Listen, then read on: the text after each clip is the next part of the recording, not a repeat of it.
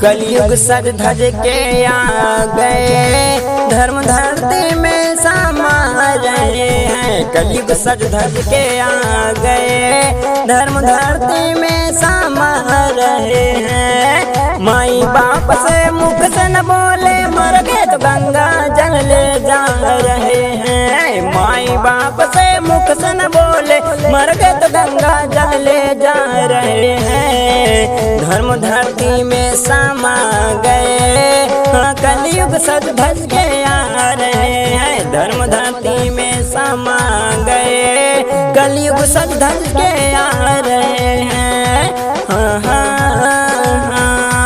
बहन भांजी को कभी न खिलाया, साली को भर भर खिला रहे हैं। बहन भांजी को कभी न खिलाया, साली को भर भर खिला रहे हैं। धर्म धरती में समा गए, कलयुग सज धज के आ रहे हैं। धर्म धरती में समा गए, कलयुग सज धज के आ रहे हैं। ला ला ला ला ओ,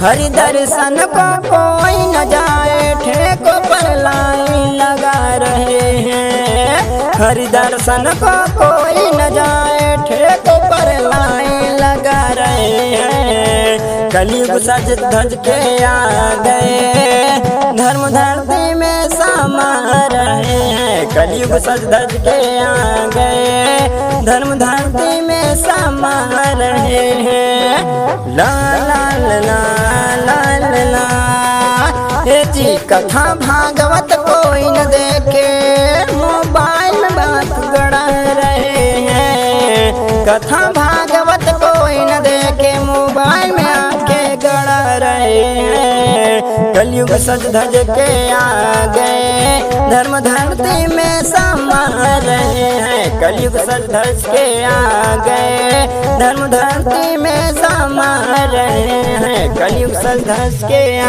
गए, धर्म धरती में समा रहे हैं।